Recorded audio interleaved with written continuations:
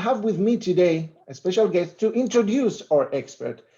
She is Dr. Rachel Smith. She is the head of astronomy and astrophysics research lab and curator of meteorite at the North Carolina Museum of Natural Sciences, an associate professor at the Appalachian State University, and a very important part of Astronomy Days.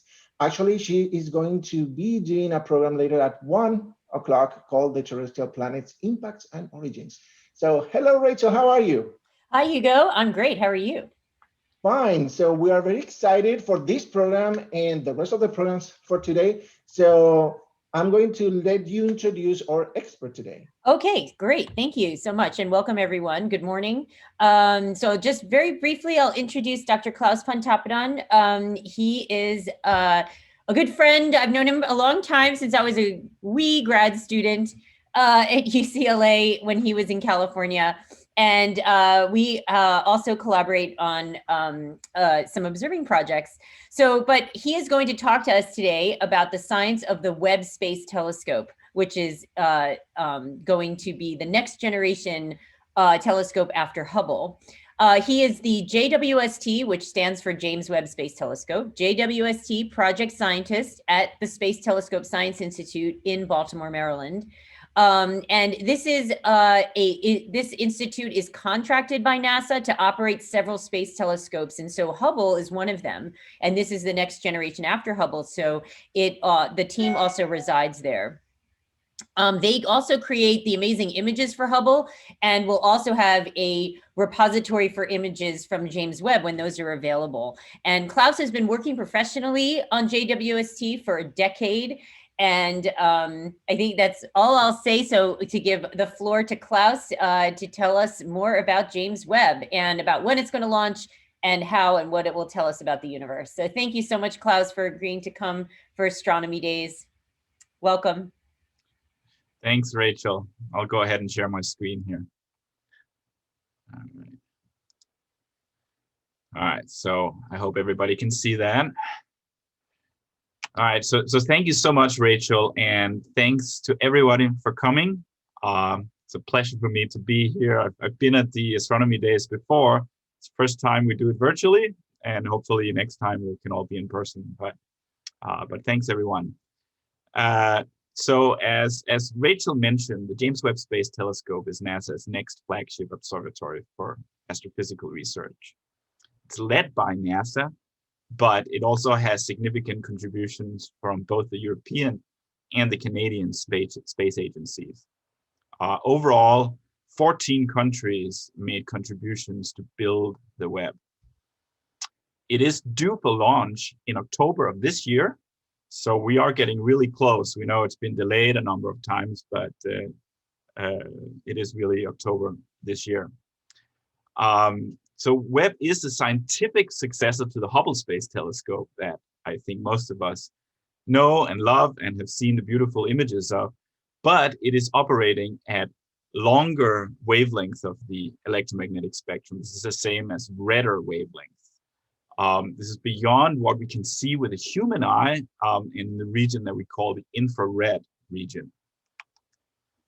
All right, so why the infrared? Well, to understand that, we have to go back to the beginning of the Webb project. The original scientific purpose of Webb was, in brief, to discover the first galaxies of the universe. Now, galaxies form essentially as a byproduct of the dynamics of dark matter. As you remember, dark matter, it comprises 95% of the mass in the universe. It fills everywhere. We don't quite know what it is, but we can see how it acts on matter. Essentially, it's like waves in an ocean, and galaxies form at the wave tops. You can say almost as a kind of sea foam. And as galaxies form there, they collapse along these long filaments, so long strings of new galaxies. And where these filaments cross, you can have these cities of galaxies appear, what we call galaxy clusters. Now, galaxies form what we call bottom-up. That means you first form small galaxies, quite small ones. Those then merge together into larger galaxies. And as you have large galaxies, those continue to kind of devour the smaller galaxies and grow larger and larger. And you can see this in this diagram until you have something toward the right, which is like our Milky Way galaxy, which is a mature, big galaxy existing, or is common in our local universe today. This is also called hierarchical galaxy formation. Now, we know what the end stage of this process looks like. It's like our Milky Way, that's the end stage. We also know what the intermediate stage of this kind of galaxy assembly looks like, because Hubble showed us that. But we have not yet seen the first stage, the first small galaxies, and the process as they come together into bigger galaxies. And there are reasons for that, and we'll discuss that a bit. An interesting note about this diagram is that the relative sizes of the galaxies shown here are approximately correct. So you can get a feeling for, compared to a modern galaxy, these first galaxies are expected to be quite small.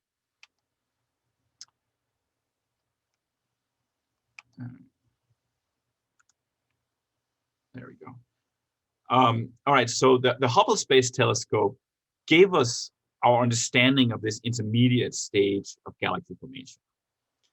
And we know this because several projects tried to point the Hubble Space Telescope at seemingly empty points in the sky and let it expose literally for days.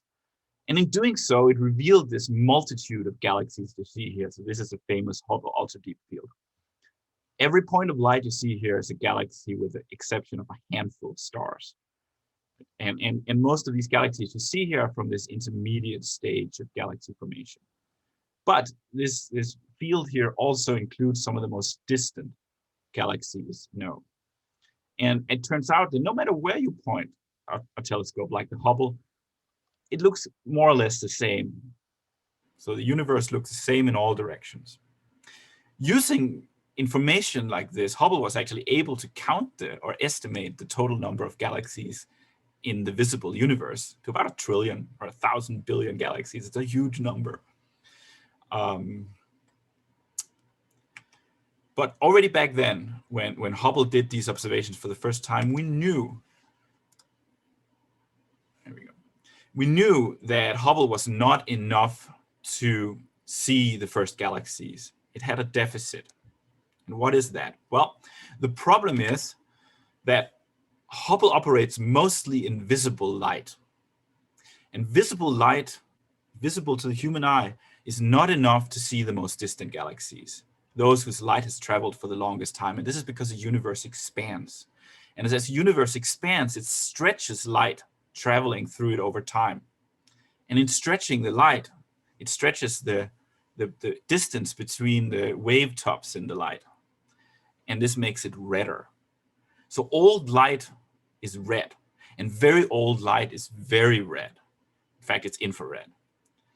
And it means that seeing this oldest of light from the first galaxies is too red for the Hubble to see. And here's another way to illustrate that. So here's a sequence of images of the same region, but obtained through filters of different color. And in the center of these fields is a distant galaxy in the early universe. In the blue filters on the left, you can't see the galaxy. It's there, but it's invisible in this blue light. But when you look at it in red light to the right, the galaxy suddenly appears. And that's because the light of this galaxy has been shifted out to the red. And you can imagine as trying to look earlier and earlier back in time to the first galaxies, this light will be shifted out to the right, and none of these filters would show this galaxy. By the way, this is also a method that you can use to discover those most distant galaxies by looking at galaxies that are not there in the blue filters, but are there in the red filters. Klaus? Yes. I have a question from the chat. So Hans wants to know, why do galaxies end up flat disks? So the flat disks of galaxies typically form because of conservation of angular momentum. So it's the same as if you say spin around and you pull your arms together, you spin up faster and faster, and that pushes all the matter into a disk. Galaxies do the same thing. When you clump the little galaxies together, their rotation, when you add them all together, never adds up to 0. There's always some left, and that leads to these disks.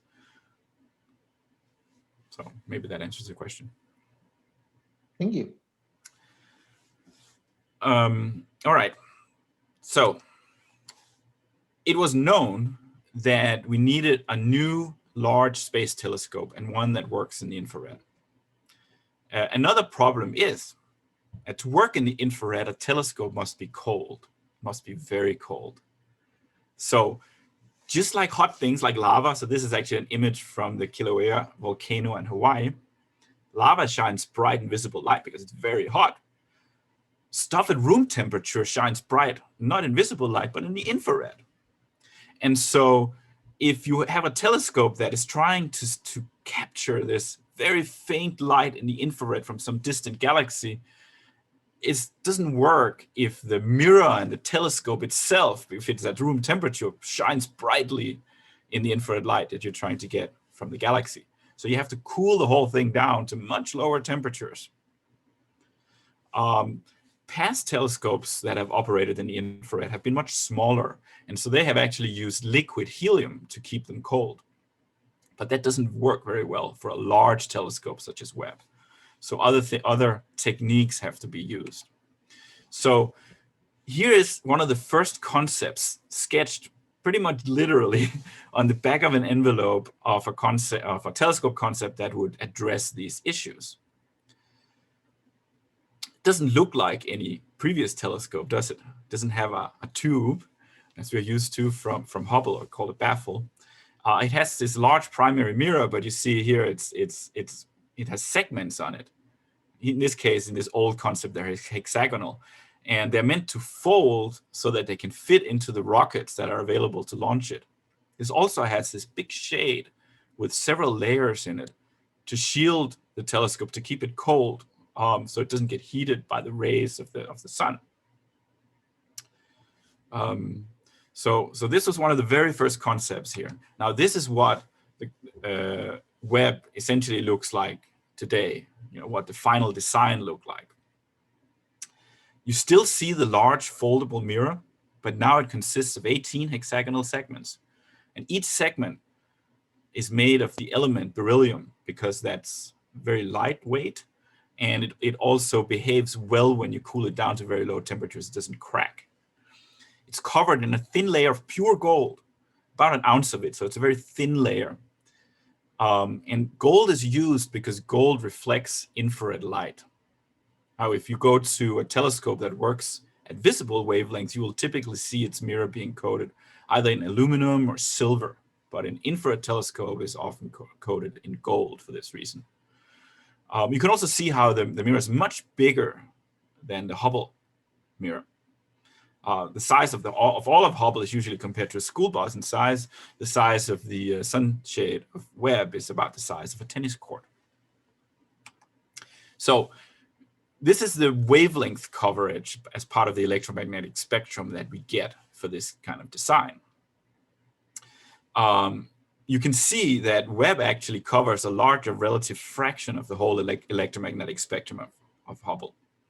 And that means, you know, you can think of this as more potential for new discovery with Webb than Hubble even had, because you can see more of the spectrum of light. There's also some overlap from the visible and a little bit into the infrared. Where there's overlap, Webb will have more than 2.5 times sharper images than Hubble. And where there's no overlap, well, I guess we can only imagine what we'll see there. And here it is. This is the actual Webb telescope. Last time I was here at the Astronomy Days, I wasn't able to show this, but now it's all built, it's all done. Here it is. This is taken recently in the clean room at Northrop Grumman at Redondo Beach in California. This is where the telescope currently is. This was taken as they're finishing up the last ground tests before making a telescope ready for launch. You can also note that you have the engineers here in the clean room. They wear these special suits. We call them bunny suits. And all of this is meant to protect the exposed mirrors from being contaminated by dust. You want a very clean optical surface once you're in space. All right. Now, Webb will have a very different orbit than Hubble. Hubble orbits the Earth every 1.5 hours at an altitude of just a few hundred miles in low Earth orbit, as we call it. That's not a good place for an infrared telescope to be because the Earth would heat it. So Webb will orbit the Sun 1 million miles from Earth at a stable point in space called the Lagrange point 2, or L2. Webb will then be oriented in such a way that the sun shield always faces the sun to keep the telescope cold. It can never tilt in such a way that the mirror itself is exposed to sunlight to heat it up. But Webb can rotate all the way around like this to at any given time be able to observe a strip of the sky. Like this. So you can rotate around here, and anything that's within this strip you can observe.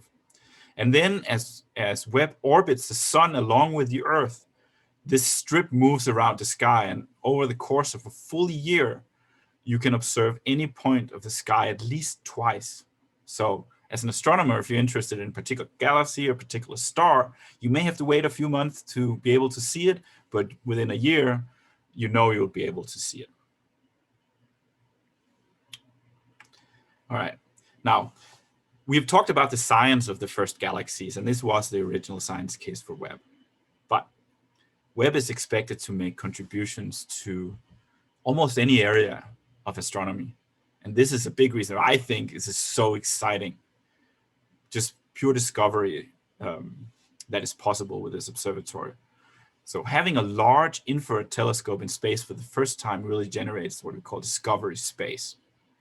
So to illustrate this, I'm showing here an artist's impression of our own Milky Way galaxy as it would appear if you were somehow flown way above it. We live in the middle of the red circle, between two spiral arms. And I don't know, you might say that in a relatively unremarkable neighborhood of the galaxy. The circle here extends to the distance of the stellar nursery in Orion. Why? Well, this is the nearest such region that is similar to the stellar nursery that we think the sun came out of. This is also the distance that we have previously been able to measure the makeup or the composition of disks forming new planets around stars similar to our own young sun. For instance, with the infrared Spitzer Space Telescope, which operated, it was just retired and operated for 16 years. But with a much, much bigger telescope such as Webb, which is much more sensitive in the infrared, we can look much further. So to do the same thing as we're able to do with Spitzer at a distance of Orion with Webb, we can now do here. So instead of looking at our solar neighborhood, we can now do the same science in the entire galaxy. That is the leap we're making with Webb. And that is why we know we will see so many new things, but which they are, we don't know yet. We open up our entire galaxy to discovery. All right. The infrared has many other advantages than seeing the first galaxies. One of the most famous ones is it sees through dust. And here are the pillars of creation as imaged by Hubble. You see these pillars of gas and dust, but in particular, the dust blocks our view inside these pillars. We know that they're forming stars in their interiors, but in visible light, we can't see in there. But going just to the near infrared, just going to a little bit redder wavelengths, this is what happens. The dust from the pillars sort of disappears from view. You can see inside the pillars. In fact, in some regions here, you can see all the way through to the stars that are located behind the pillars. So going to the infrared enables us to see what happens inside gas and dust clouds that actively form stars. So this is just the beginning of the infrared, the so-called near infrared.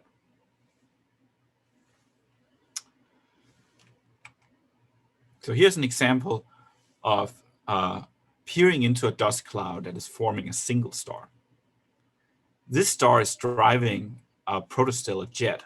So this is something that happens that as gas and dust crashes toward the young star, it creates this jet of material coming out along the rotation axis of the star. And it is formed out of material that moves at 100 miles a second and crashes into the cloud around it. These protostellar jets, they carve out cavities in their clouds, and in the end, they help disperse them. Because this is an example from Spitzer, we can use the infrared to peer all the way into the center of the cloud to better understand how stars form. But this is important here. This is not all.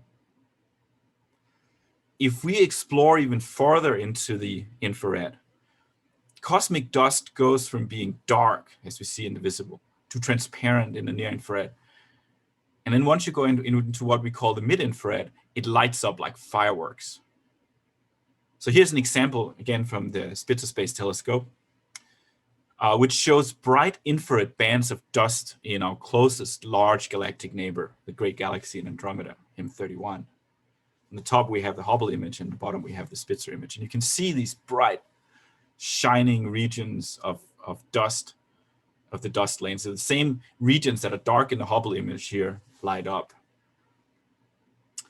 This light that is coming from this dust is not just showing where the dust is. We can use this light to also understand what it's made of, what its composition is. So the infrared here is really helping us to understand what matter is made of, and especially what cold matter is made of in the universe. Pulling it all together in one Spitzer image, here's a cluster of young stars.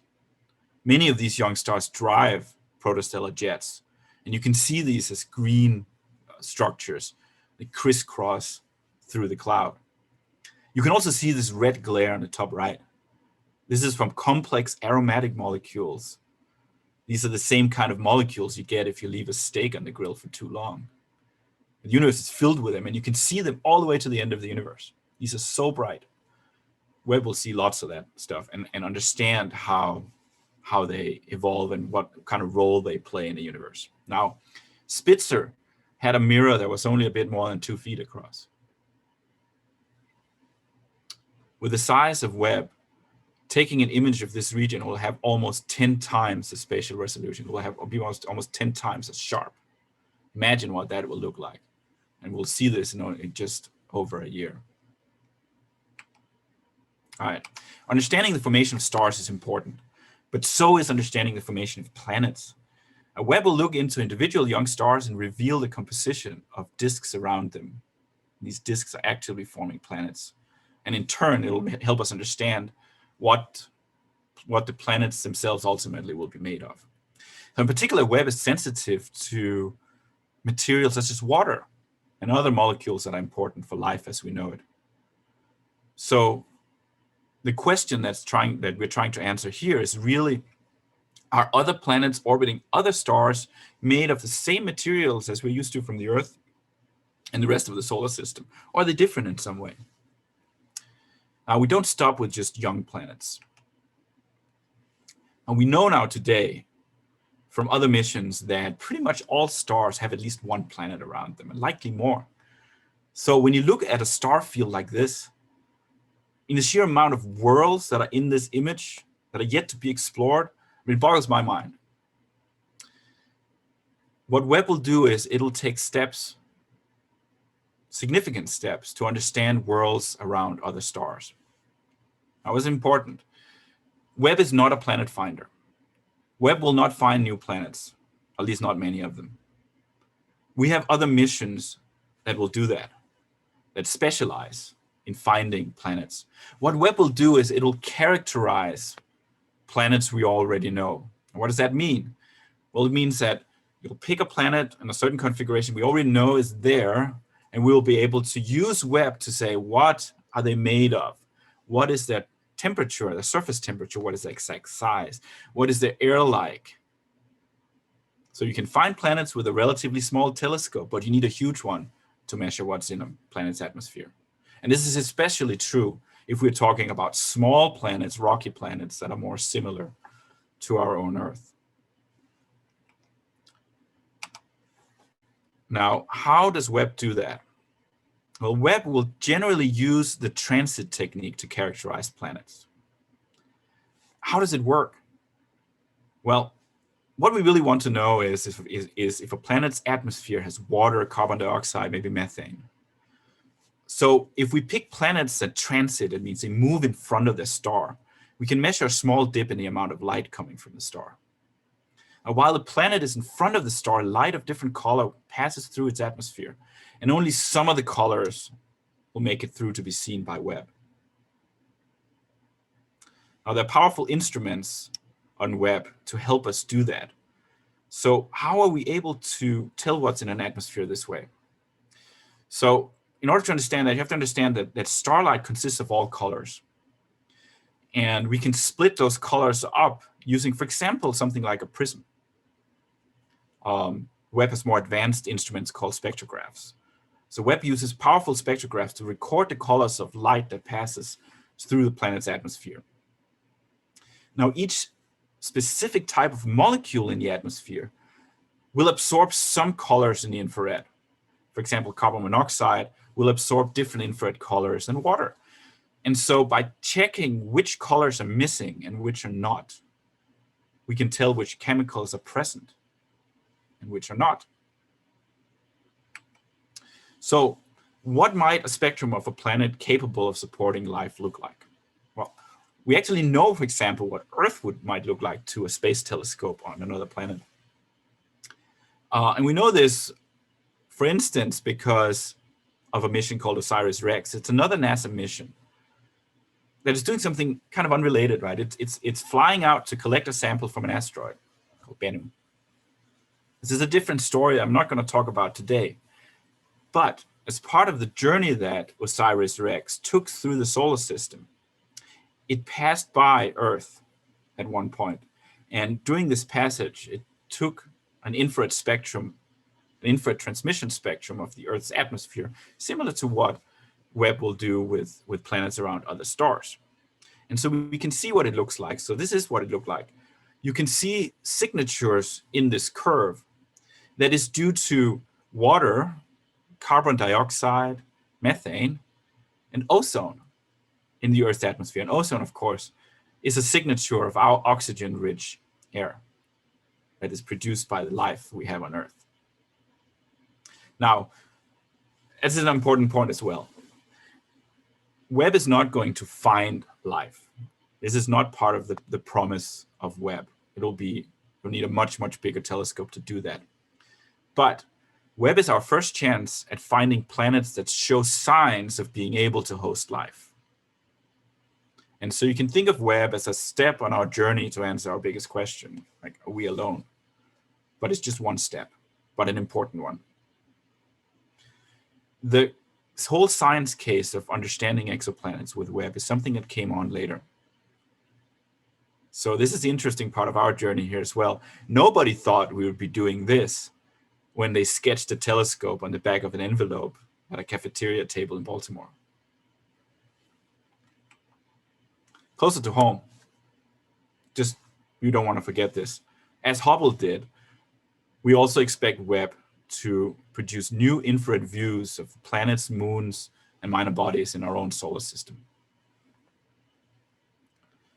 So here's a selection of infrared images from other observatories. The two left ones are from Juno, which is an orbiter around Jupiter.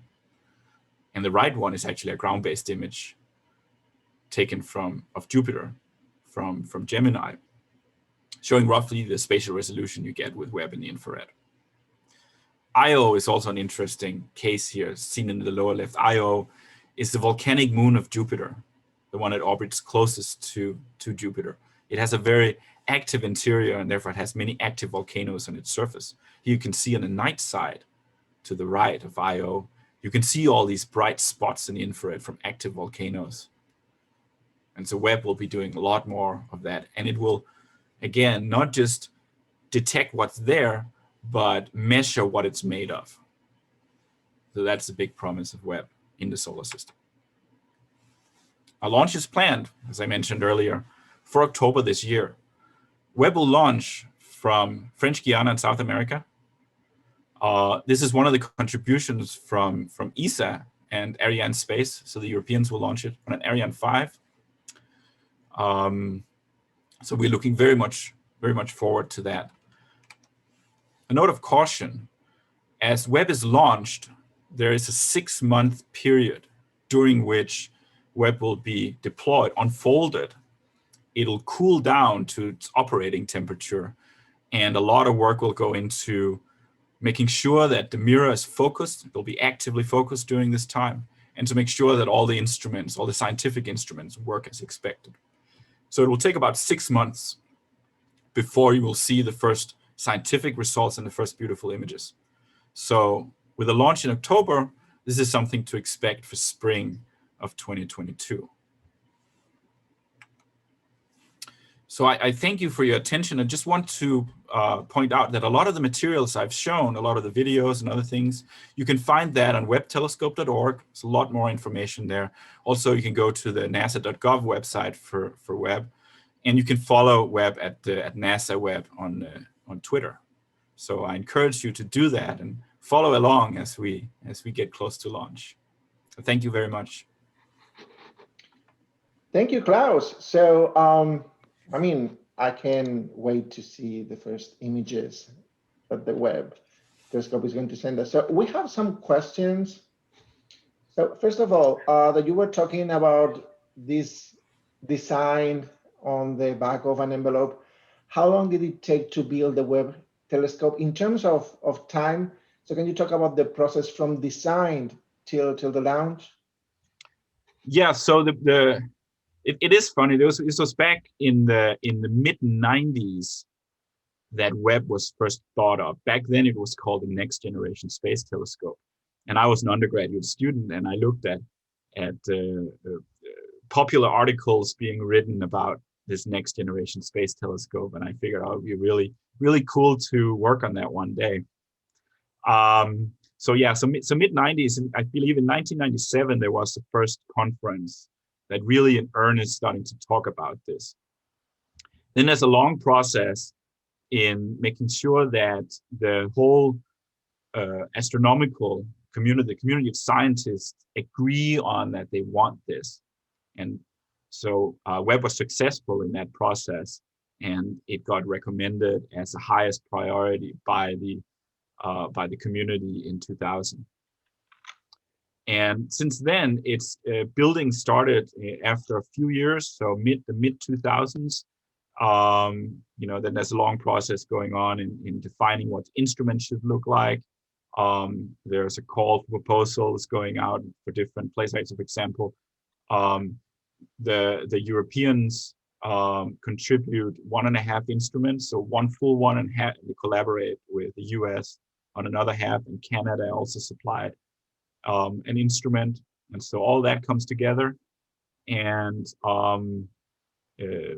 since then, the whole telescope has been completed in terms of the components have been built about 2015, 2016, something like that. And since then, we've actually spent most of the time testing the telescope, making sure that it's going to work as designed once it's launched. It involves because it's so large, it involves a relatively complex procedure of unfurling it in space.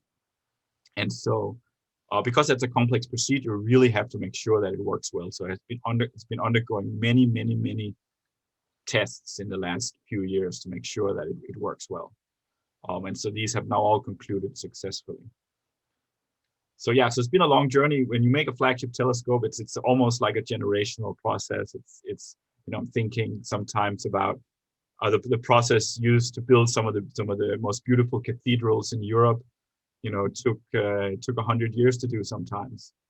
And flagship astronomical observatories are no exception. Fortunately, they're also smaller projects that have a shorter time span. But if you want to do these big things that'll do science that you just cannot do in any other way, it's going to take a little while. Mm-hmm. So another question from Ken and Eileen. Could you speak a bit about the mechanism for pointing? Yes.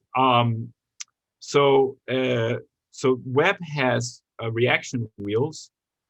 So it means that these are wheels that spin fast, and so just due to conservation of angular momentum, when you turn them, you can make the telescope turn in the opposite way. Hubble operates in a similar way, except what happens when you do this a lot, and also because of the big sun shield and Webb, it actually gets pushed by the solar radiation, and so you build up rotation in the observatory, and some of that gets taken up by these wheels, but they can only do so much.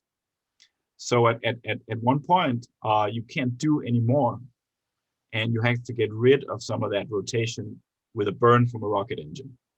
And so this is actually the limiting factor of the life of James Webb, is the fuel for these rocket burns that get rid of the rotation of the observatory that it builds up over time. Hubble has a similar issue, but because Hubble flies in low Earth orbit, it actually uses the Earth's magnetic field to stop the rotation. It doesn't have rocket engines. It can use the fact that Earth has a magnetic field close to sort of hang on to. But out at L2, at 1 million miles away, Webb doesn't have that option, so it has to use rocket motors. Mm-hmm. So Michael wants to know, can you describe some of the ground testing required to certify Webb as ready for launch? Yeah, so that it's a very long list of ground tests. As I mentioned earlier, some of the big ones are to make sure that both that the telescope unfolds properly, but it's particular also that the sunshade unfolds properly. It has these 5 layers of very thin material, and it's all wrapped up at launch, and then it gets unfolded. So something that happens with Webb, and that's pretty common for all space missions, is you have to subject them to the same kind of environment that they experience during launch. A very noisy and shaky environment. So you have big shake tables that you put the whole thing on, you shake the whole thing, and you have big giant loudspeakers, and you blast it with the same kind of noise you get during launch. And then afterwards, you try to deploy the whole thing and see if anything broke. And it's now been done successfully, it doesn't break. So it's built to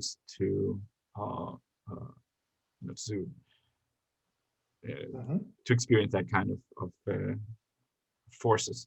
And another thing that happens is that, of course, all the scientific instruments and the optics of the observatory has been tested in a cold environment like space and without any air, in a vacuum. And so lots of those tests have been completed successfully as well, to make sure that the instruments operate optimally in a space-like environment. Mm-hmm. So based on that, so Hans wants to know, do the mirrors collect dust over time? And if so, is there a process to clean them? The mirrors do collect dust over time, but not very much, certainly not while it's in the clean room.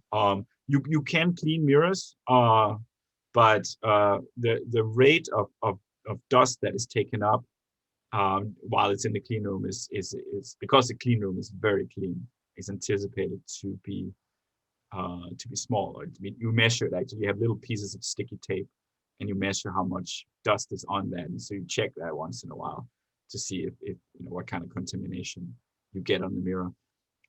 It's actually anticipated that most of the contamination it'll get just before launch, when you can't have the same kind of clean room.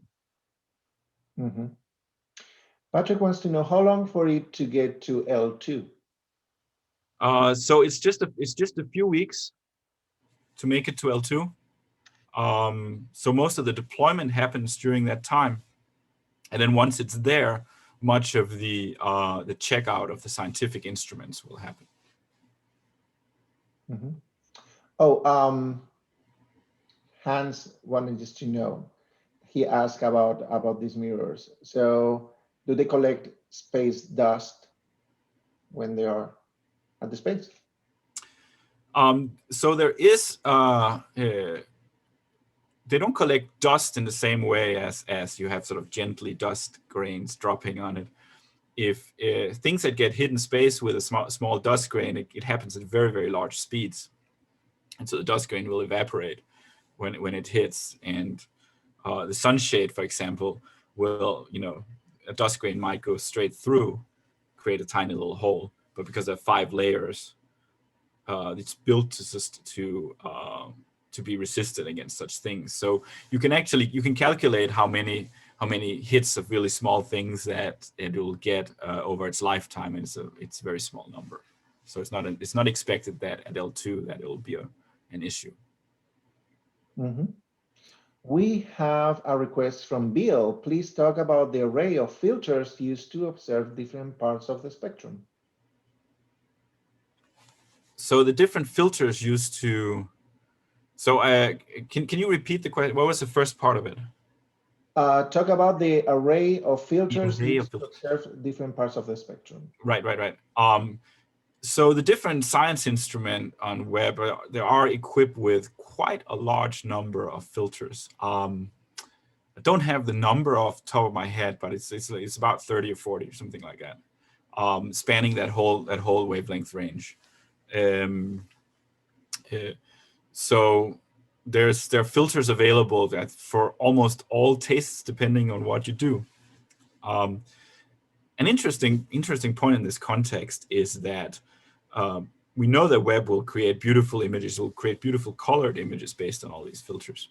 And we're, part of the work we're doing right now is just to figure out, which filter combinations do we need to make the nicest looking images, as well as for public outreach reasons.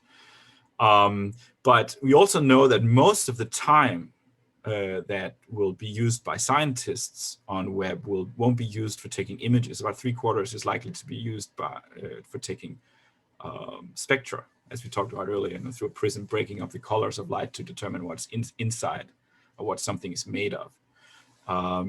It's really a spectroscopic machine. And so that's another thing to sort of keep an eye out for, that it'll do beautiful images, but a lot of the exciting science will require spectra as well. And spectra are like the ultimate kind of filter set, right? Because you get to break up all your colors all at once and see each one of them at the same time. Mm-hmm. A question from Valerie. What is the lifespan of Webb once it's at L2, and how long will the fuel last? Right, so the design requirement is 5 years after commissioning, right? So it's launched, you have 6 months commissioning, and then 5 years minimum. That's a requirement. So there's a requirement given to the engineers who designed it. So we know it'll work at least for that. There was a goal as well, that's 10 years. So it means that it's launched with fuel for at least 10 years. And we expect it to, based on, if it lives for 5 years, it's probably going to live for 10 years as well. It might be, some small aspects of something that won't work anymore, but observatory as a whole, we anticipate significantly longer than 5 years. In terms of the fuel, there's actually significantly more fuel likely than 10 years, by several years. Mm-hmm. So it could be even more than 10 years, but there's no promise of that because it's not designed to live that long. Mm-hmm. So more questions from Ken and Eileen. Are thrusters used for station keeping? If so, how are the mirrors protected? So we're getting into some detailed questions here. So so people have so maybe you're talking about whether you get any kind of deposits from the thrust on the mirrors. It's on the other side, on the warm side, so on the other side than the mirror. And so people have calculated that and simulated if you get anything on it. And it turns out it's not an issue. The thrust from the thrusters go away from the mirrors. You don't get any contamination on them. The likely biggest source of contamination after launch is in the instruments, and it's due to outgassing of a particular water, right? So anytime you have any kind of material at Earth pressure, water vapor actually gets pushed into the material, and once you're out into space, into the vacuum of space, it comes out again. And so you have like water vapor that comes out everywhere in the instrument package. And if it hits something that's cold, it freezes there as ice. And ice is not transparent in the infrared. And so part of the the way that the observatory is commissioned is actually taken into account, making sure that the telescope or instruments are not cold at a time when you expect water vapor to be around. Mm-hmm. So based on that, Hans wants to know how is it cooled and how cold must it get? So Webb is cooled passively. So it means that it's cooled simply by being in the shade from the sun. So it's always in the dark and it radiates away whatever heat it has. The mirror itself is going to be about 45 degrees Kelvin above absolute zero. So in Fahrenheit, that's minus 250, 60, something like that. You may calculate that, but it's very cold. It's not quite as cold as some other telescope, but it's very cold. But it's done by the sunshine. There's one of the instruments, the mid-infrared instrument, actually has an extra cooler on it because that instrument has to be just a few degrees above absolute zero to function properly. It's called a closed cycle cooler, so it doesn't use helium that you evaporate off into space. It's like a refrigerator. So it has a pump and a gas, and that's how it cools it. Okay. We had before a question that I think that Dr. Rachel Smith answered, but I want to ask you too, from Carol, how does it take the data from a spectrum that we can't see and translate it into images that we can see and study? So, right, so you can think about what it actually does is it takes images at every wavelength. And so the spectrum is actually a collapsed product out of a whole series of images. It doesn't go the other way. So it's the same as if you take an image through a blue filter, a green filter, and a red filter. You could take that and create a simple spectrum out of that as well.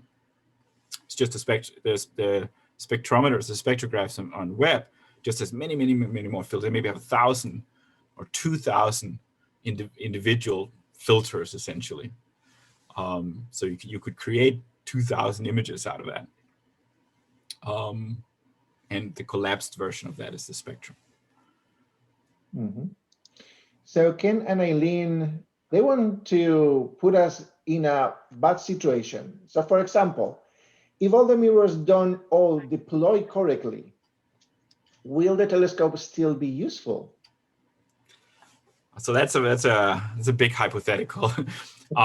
There are things that can happen that will render. I mean, everything is tested in a way that we don't expect anything like that to happen. But of course, there are bad things that can happen that will render the telescope unusable. If the sunshade doesn't unfold at all, it can't cool, and then it's not usable. If the primary mirror has two wings that fold out, if one of them doesn't fold out, you can probably still use it. The images might look a little wonky, but you can use it for many things. So it really depends on the details of what it is that goes wrong. But I just want to emphasize that this is not something that is expected. Mm-hmm. So in a personal way, what would you like to see in any of those images that you've never seen before? I think what I usually answer to that question is it's really what I'm looking most forward to see are the discoveries that I did not anticipate. And I think there'll be a lot of those. This was the same we saw with Hubble, that some of the greatest discoveries that Hubble made, nobody had predicted. So I can make predictions and say, I can't wait to see these high quality spectra of the composition of a rocky planet around another star to give me its temperature and whether it has oxygen in it, for example, methane. but at the same time, I expect to be blown away by something that I just hadn't even thought about. Mm-hmm. So, and of course, now as everybody is busy with the Webb telescope, but what do you think that is going to be the next step in the history of telescopes? Good question. So there's sort of there's a very long-term plan for large space telescopes led by NASA. There is actually one that's being built right now in a much earlier stage than Webb that will come after. It's called the Roman Space Telescope. This is a smaller near-infrared telescope, smaller than Webb, but about the same size as Hubble. The difference is that to both Hubble and to Webb, which are telescopes that have a very small field of view in the sky, Roman has a giant field of view in the sky. It's 100 times bigger than Hubble or Webb, its field of view. So it can take Hubble-like images over much of the sky, right? So instead of having to pick out small regions of interest in the sky to look at with Hubble or something like Hubble or Webb, you can get like a giant swath. And that is going to be used for many things. For example, it's going to discover a lot of small planets around other stars. It's one of the big things. And the other thing of the Roman telescope is it's going to understand cosmology much better and understand the nature of dark energy. Beyond that, there's an ongoing process right now to figure out what kind of telescope will be after that. And there are 4 big concepts under consideration. There's a new large X-ray telescope. There's a new large infrared telescope, going even beyond out to even redder wavelengths than Webb and being even colder, and to take another giant leap. And then there are 2 telescopes that are, well, one that's specialized in finding especially Earth-like planets around solar-type stars through direct imaging. And then there's a very large sort of, say not so much scientific successor to Hubble as Webb is, but really successor to Hubble, a new ultraviolet optical telescope that's absolutely gigantic called LUVOIR. And so we can't build them all at the same time because these are expensive machines. So there's a process ongoing right now and figure out which one to do first after Roman. So it is a generational thing. I get to work on both things that are just about ready to be launched, things that are being built right now, and then things that are being envisioned for the future of 20 years from now. Okay, so I think that everybody on the chat, I'm pretty sure that they can't wait to see the first images that the Webb telescope is going to send us. And now it's time to wrap up. So I'm going to share my screen for a second. Can I just say great questions? Yeah. Yeah. So, so first of all, Klaus and Rachel, thank you very much for this great presentation. Thank you, NC Space Grant, for being our sponsors, and thank you, members of Friends of the Museum, for your support. And of course, thank you all for being with us today on our last day of Astronomy Days. And before we leave, remember that maybe this is the last day, but we have a lot of great programs today, as I mentioned at the beginning, for example, with Dr. Rachel Smith at 1. So check them out on our website. And of course, you can be part of our Astronomy Days with one of our exclusive shirts and hoodies. So check them out at the same link. And last but not least, your opinion is very important for us. So please follow the link to our survey and tell us how we are doing it. And with all this said, let me stop this. So again, thank you, Rachel. Thank you, Klaus. Thank you, Klaus. Thank you again. And thank you so much for having me. This is always fun. You'll be coming in person now for every Astronomy Days after this to tell us about. We hope that. My pleasure. So, and for the rest, have a wonderful rest of your weekend. And again, we always bring science from our house to yours. And I hope to see you all on the next program. Happy Astronomy Days. Bye, everyone. Thanks, care, Klaus. everyone. See you later. Bye.